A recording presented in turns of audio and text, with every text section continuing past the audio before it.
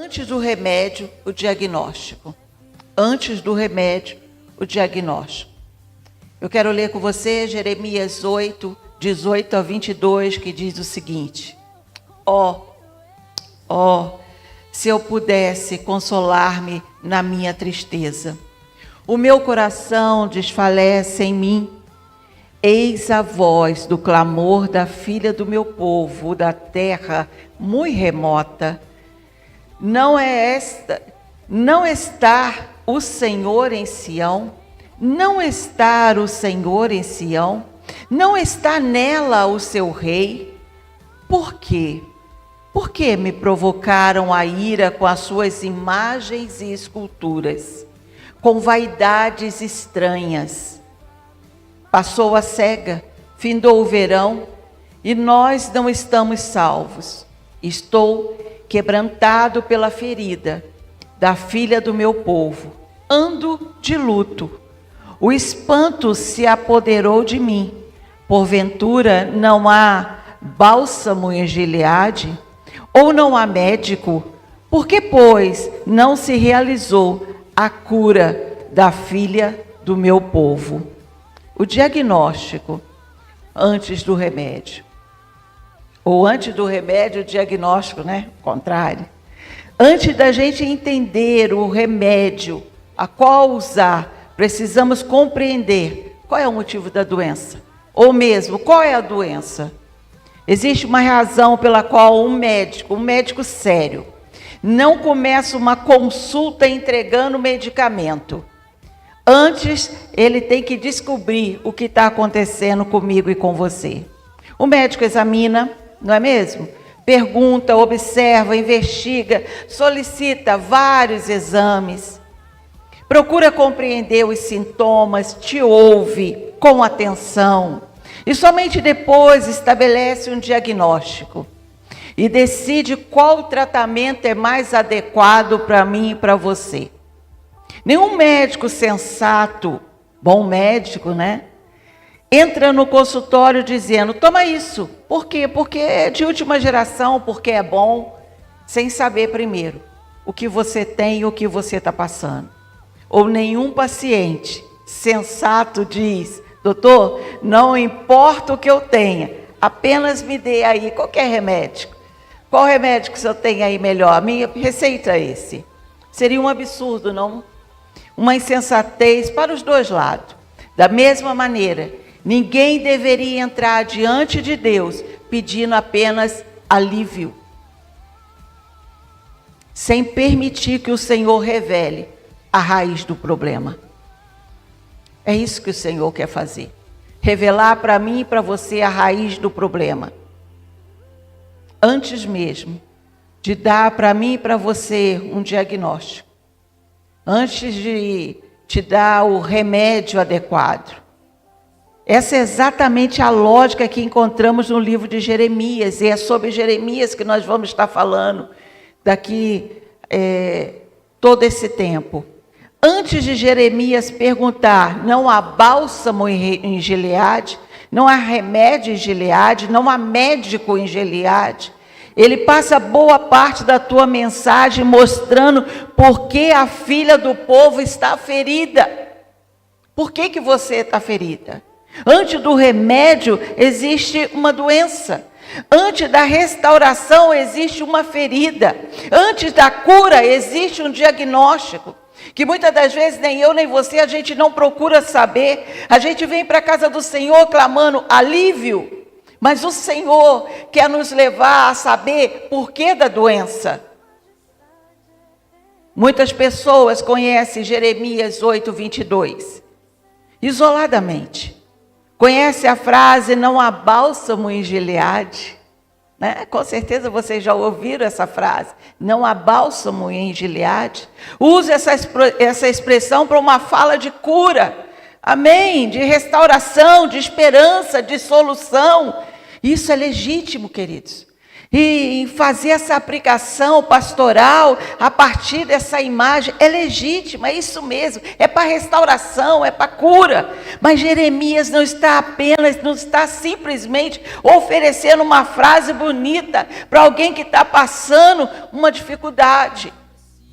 É só uma frase bonita. Não pode ser. Nenhuma vírgula na Bíblia.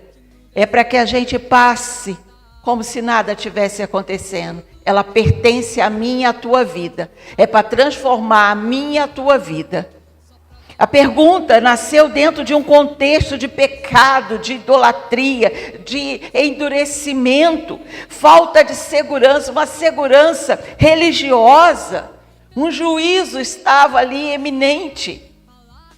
O bálsamo parece depois que o profeta mostrou a ferida.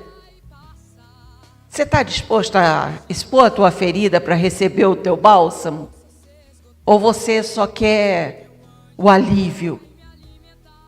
Por isso que, se queremos compreender o remédio certo, precisamos primeiro olhar para a doença, olhar para o doente.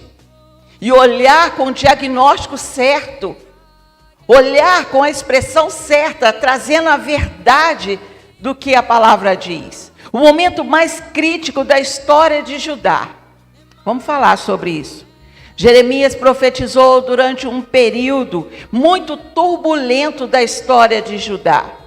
Ele viveu os últimos dias do Reino do Sul e testemunhou o declínio espiritual, moral, político de uma nação. É possível imaginar esse período como um relógio.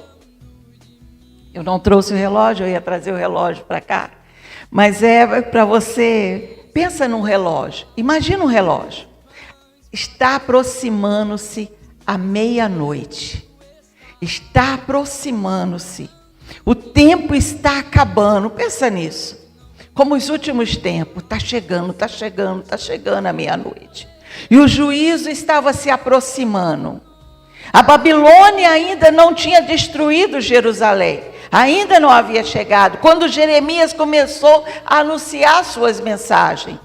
Mas a situação espiritual do povo, isso é muito triste. A situação espiritual do povo já revelava que alguns ali já havia se corrompido. Muitos corações já não estavam em Deus mais, só que o relógio não parou, está batendo, continua rodando.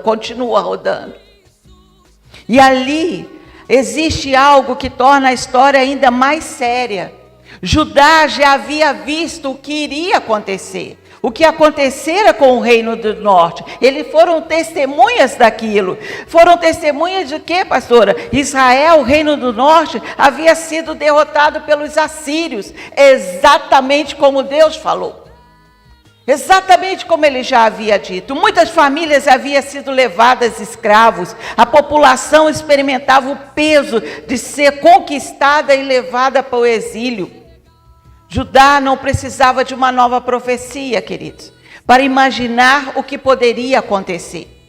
Você não precisa de uma nova profecia. Você sabe exatamente onde você deveria estar e o que você deveria estar fazendo. Só que a gente fica esperando e o relógio não para. O relógio não para. Eles já tinham um exemplo diante dos olhos deles. Já tinham visto a consequência da infidelidade. Tinham visto, testemunhado a queda de uma nação. Tinham visto cidades sendo destruídas. Tinham visto famílias sofrendo. Tinha visto Deus cumprir aquilo que havia anunciado por meio dos seus profetas. E mesmo assim, não aprenderam. Tem muitos crentes hoje, que quando conta a história deles, da onde Deus tirou, você ouve tudo aquilo que Deus já fez. E imagina, Samuel, que nunca mais eles iriam conseguir voltar à vida antiga. Não é porque viu na vida do outro, não. É porque ele conta da própria vida e da própria história. Só que é como se aquilo tudo fosse apagado. Quando Deus coloca ele numa posição, ele acha que eu não preciso mais do Senhor. Ele já é tão comigo. Ele faz as coisas para mim. E ele deixa de ser servo para achar que o Senhor precisa servi-lo. E aqui, no tempo de Jeremias, estava se passando isso. É assim, eles não aprenderam, eles viram o reino, ali o reino do norte, tudo acontecer na vida daquele povo. Eles viram que os profetas falaram, que o Senhor falou que ia fazer e fez. Só que eles não fez, mas fez com ele. Comigo vai ser diferente. O Senhor continua dizendo, Jesus vai voltar. Aonde ele vai te encontrar? Como na época de Jeremias. É uma das grandes tragédias do coração humano. Nem sempre o sofrimento do outro nos leva ao arrependimento. Nem sempre aquilo que Deus fez na nossa vida no passado nos garante que hoje eu vou me manter. Eu esqueço. A fidelidade do Senhor está à prova todo o tempo. Nem sempre a queda do outro me traz ensinamento, testemunho das consequências. Por vezes passamos por sofrimentos que fomos testemunhas na vida dos nossos pais, dentro da nossa própria casa, e a gente continua repetindo os mesmos atos. Eu venho, queridos, de um lar de pai alcoólatra. Que desgraça seria para a minha vida trazer bebida para dentro da minha casa e esperar novas colheitas, fora daquilo que eu vivi. Que desgraça seria. Se você já viveu, se você já passou por isso, se você é a própria testemunha ou na vida do outro, se você viu, por que repetir tais ações ou continuar com tais ações? Podemos assistir alguém fazendo escolhas erradas e pensar, eu jamais faria isso. Podemos ver um casamento ser destruído e continuar repetindo os mesmos comportamentos que destruíram aquele casamento, mesmo você sabendo para onde vai te levar. Isso não é sábio, isso não é ser inteligente. Podemos ver um filho se afastando da fé e nunca examinar a atmosfera espiritual que está dentro da minha própria casa. Porque esse menino é um problema. Qual é a atmosfera espiritual que tem dentro da tua casa? Podemos ver um pastor cair e pensar, eu sou incapaz de tal coisa, eu sou incapaz de cair. Que incapaz? Você é dependente do Senhor como eu, ou como qualquer pastor dessa face da terra? Em nome de Jesus, podemos ver uma igreja perder a tua força, a sua identidade espiritual, a tua autoridade de acreditar que conosco será diferente. Na tua vida e na tua casa, na igreja, todos nós somos dependentes do Senhor. Dependente é o quê? Ouvir e tomar rota diferente de tudo que nós já vivemos. Para de pensar que você já é crente, que você já está, que você jamais, se você estiver segurando na mão dele. Sabe por quê? Quando eu e você, a gente quiser, é só um tranco e a gente volta para dentro do coração do Pai. Mas a gente precisa desse tranco, dessa mão poderosa. Podemos ver um pai de família perder tudo no jogo. Quantas vezes a gente vê isso? Vai apostando, perde tudo no jogo. Aí nós apontamos, meu Deus, mas que sujeito burro. Mas que falta de inteligência. Mas aí, quando ele se levanta, nós sentamos na mesma mesa e pegamos as mesmas fichas. E eu não falo só de jogo. Um pai de família, quando perde toda a família, quando um casamento acaba, mesmo você e eu assistindo tudo isso, ele levanta, sai o derrotado e nós podemos ocupar o lugar, se o nosso coração não estiver em Deus. Então Judá olhou para o reino do norte, deveria ter aprendido, mas nunca aprendeu. A lógica era, comigo é diferente. Você tem isso no teu coração também? Comigo? Não, eu sou forte. E essa talvez seja uma das frases mais perigosas que uma pessoa pode dizer quando Deus tenta avisar, adverti-la. Porque o orgulhoso sempre acredita que a advertência serve para outro. Nunca é para ele. A advertência é sempre para o outro. Nunca é para ele. Mas quando a história dos outros não nos ensina, existe uma verdade espiritual que atravessa toda a Escritura Sagrada, querido. As consequências do pecado não precisam ser experimentadas pessoalmente para serem levadas a sério. Você não precisa encher a colher de pecado e trazer para a tua vida para você levar isso a sério. A palavra está chegando até você. Você poderia de repente até estar aqui, mas em casa a palavra está chegando até você. Você não precisa encher a tua vida de pecado e de escolha errada. O sábio aprende observando. O insensato precisa quebrar a própria cabeça para aprender. Mas o sábio, ele aprende observando. Provérbios apresenta repetidamente esse princípio. O sábio observa, recebe instrução e muda a rota. O sábio observa, recebe a instrução e muda a rota. Judá tinha isso diante de si, a história real do reino do norte. Mas possui um testemunho diante dos seus olhos. Não significa necessariamente possuir um coração disposto a aprender. Você tem um coração disposto a aprender? Senão você vai ter que ficar passando por coisas que você já viu na vida do outro e sabe que dá errado, mas comigo não. Seja sábio. Há sempre uma pessoa te ensinando. Tem sempre alguém nos ensinando a caminhar. E Deus está sempre falando. Busca o Senhor. Há pessoas que assistem a família sendo destruída por falta de perdão e continuam alimentando a amargura. Vem filhos se afastando porque os pais nunca tiveram tempo para eles e continuam colocando tudo acima da família. Vem pessoas perdendo o teu ministério por causa de orgulho. Quantos líderes orgulhosos sim, e continuam alimentando a própria vaidade. E isso é terrível, sabe por quê? Porque na vida de um líder ainda tem muita gente que bate nas costinhas dele e dá parabéns. Olha que legal, ai o meu líder, ai papai. Enquanto outros caíram pela própria vaidade. Pela própria vaidade. E ninguém lembra ele disso. Meu líder, cuidado com a tua vaidade. Cuidado. Porque quanto mais alto o tombo,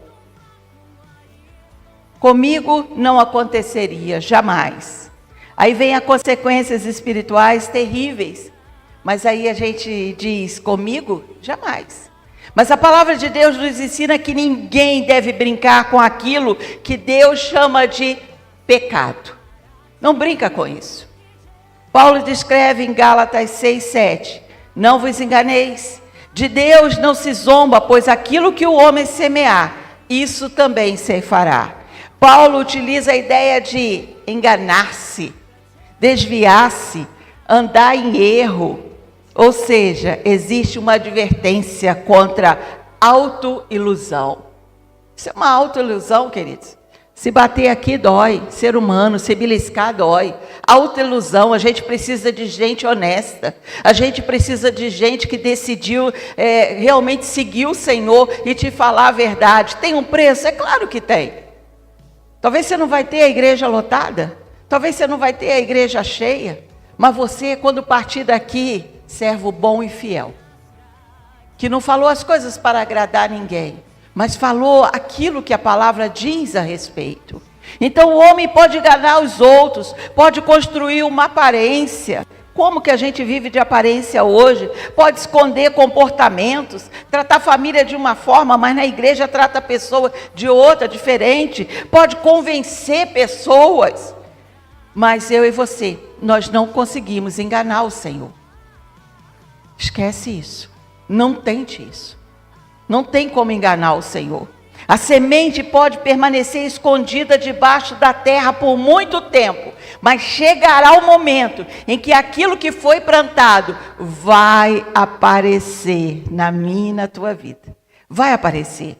A colheita pode demorar, mas demora não significa inexistência. O silêncio de Deus não significa aprovação. E ausência imediata de consequências não significa ausência de juízo. E isso é muito sério. Não é porque tem dado certo, João, está tudo dando certo. Não, você acha que Deus está reprovando isso? Você sabe que está. Tudo que vai contra a palavra está sendo reprovado na minha e na tua vida. A decisão hoje é, vou ouvir, ou vou fazer ouvido de mercador, né? Um povo que ouvia, mas não escutava. Nós estamos falando da época de Jeremias e vamos estar aqui toda quarta-feira falando sobre isso. Um povo que ouvia, mas não escutava.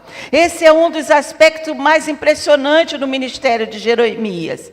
Judá tinha profetas, tinha palavra, tinha advertência. Olha, vê se não é o nosso momento que nós estamos vivendo. Tinha sacerdote, tinha templo, tinha tradição, tinha história, tinha conhecimento de aliança, o que é uma aliança com Deus, mas faltava o essencial, um coração disposto a obedecer.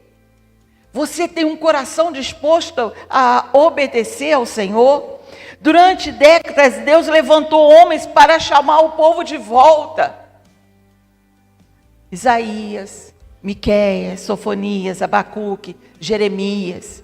A mensagem era sempre a mesma, a mensagem fundamental. A mensagem hoje é a mesma. Volte-se para Deus.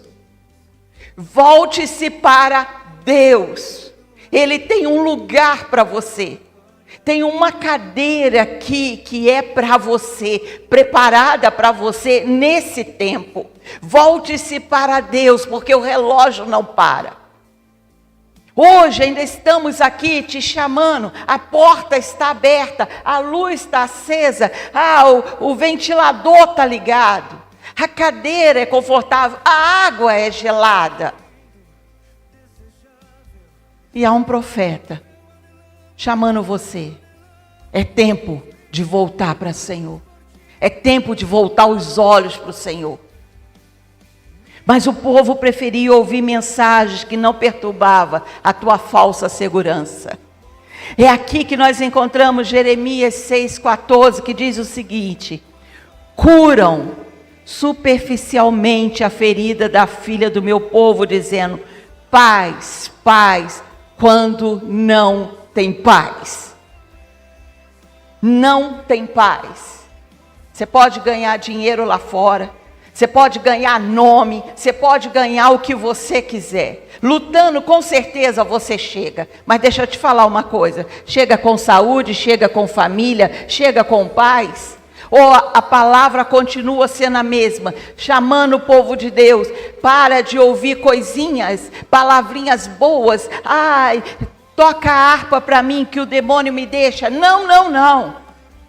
Existe cura. Existe cura. Existe verdadeiramente uma cura para você. O que significa a palavra superficialmente, pastor?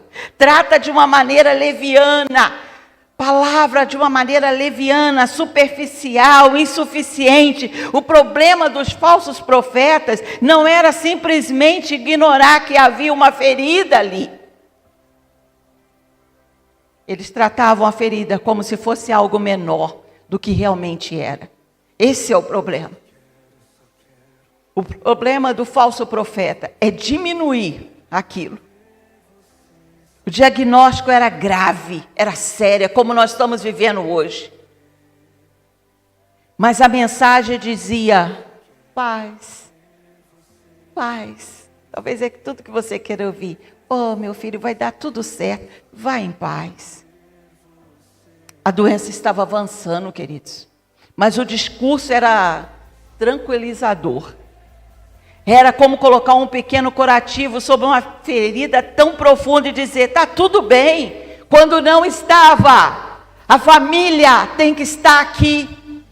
O tempo é de buscar o Senhor. Pastor, eu estou cansado o dia inteiro. Você não tem culto todos os dias, mas a hora que você for chamado para estar, esteja. Aqui ou na tua igreja, onde estiver, o teu compromisso não é com o homem, o teu compromisso é com Deus. Mas como que eu quero ouvir a Deus, caminhar com Deus e não me submeter à palavra? A palavra, eu não estou falando a homens, não, estou dizendo a palavra. E aonde? Não, eu leio a palavra em casa. E quem confronta você? Ainda existe mensagem que alivia a consciência, mas não confronta o pecado. Ainda existe discursos religiosos que prometem conforto sem arrependimento. Ainda existe palavra que diz, Deus entende. Mas não explicam que o Deus que entende também chama seu povo ao arrependimento. A graça não significa que Deus deixou de levar pecado a sério, querido. Pecado ainda é pecado. A graça significa que Deus oferece ao pecador um caminho, um retorno, uma volta. Graça não é licença para continuar no erro. É porque o Senhor me ama, porque Ele me ama, está me dando a oportunidade. Porque Ele me ama, essa porta está aberta. Porque Ele me ama. Esse ponto precisa ser muito bem compreendido por mim e por você. Graça de Deus não é autorização para permanecer naquilo que Deus continua retirando da nossa vida.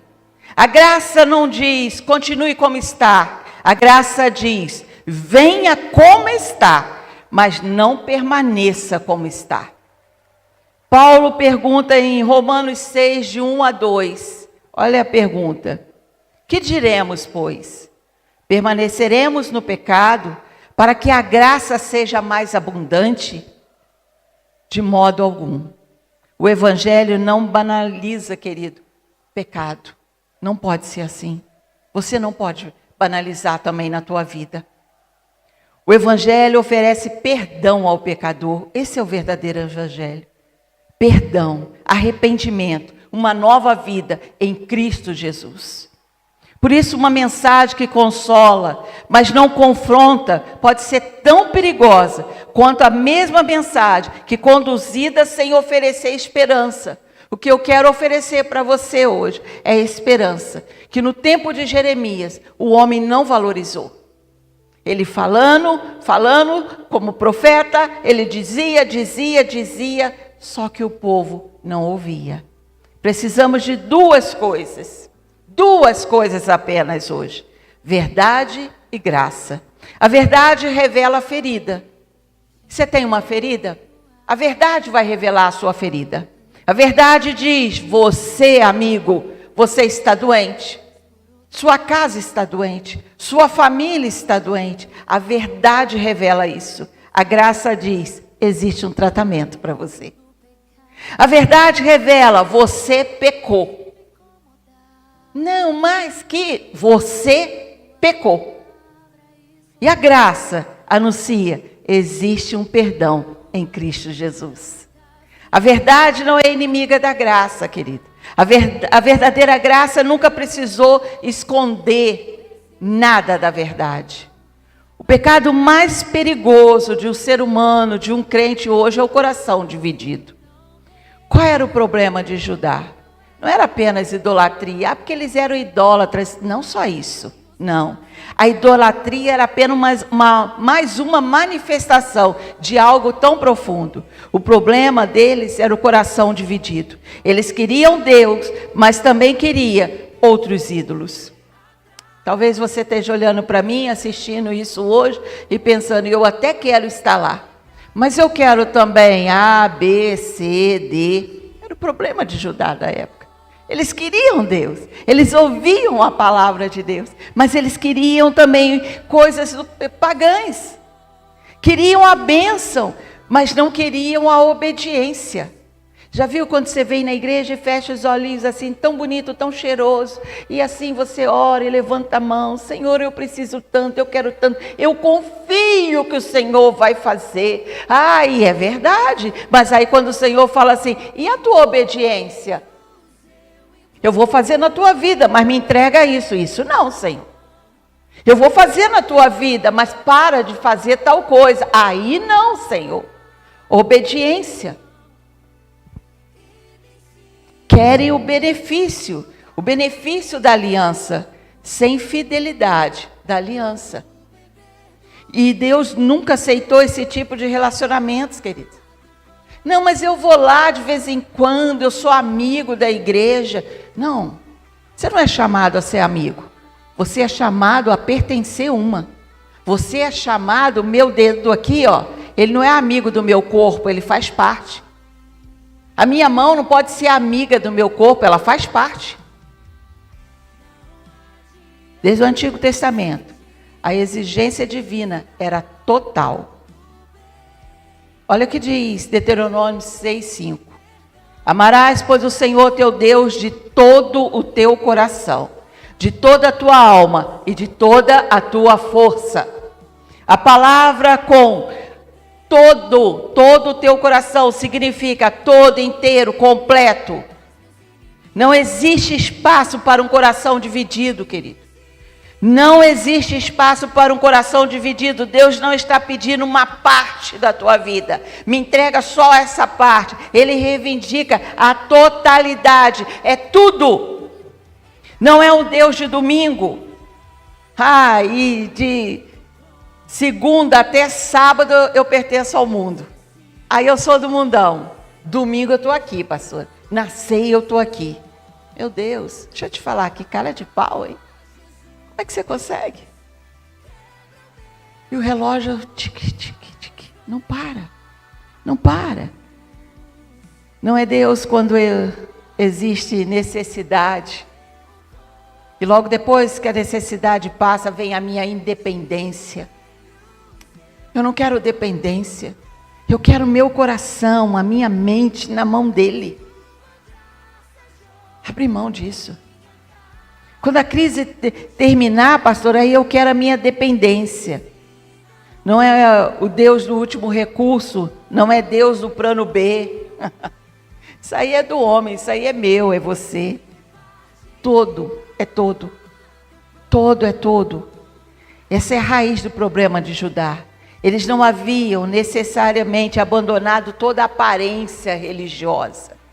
Não, eles não abandonaram aquela aparência religiosa. Eles haviam tentando fazer algo muito mais sutil, misturar Deus com ídolo, misturar Deus com a minha vontade. E Deus não aceita ser apenas mais um entre muitos. O silêncio de Deus também fala, queridos. Pastora, mas eu venho fazendo isso há tanto tempo e tem dado certo. Tem dado certo. Nunca dá errado para mim, Samuel. Eu tenho caminhado assim de tanto tempo e tem dado certo. O silêncio de Deus também fala, querido. Existe algo impressionante no livro de Jeremias. Deus advertiu durante muito tempo. Durante muito tempo ele veio falando. O Senhor não chegou imediatamente com juízo. Isso é tão perigoso.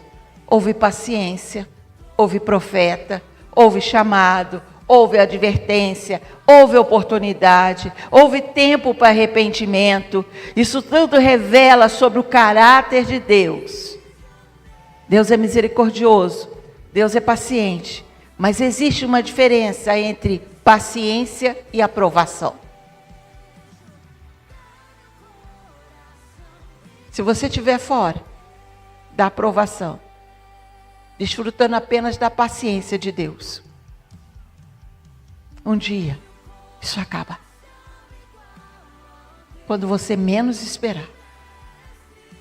O fato de Deus ainda não ter te julgado não significa que Ele te aprovou. O fato de Deus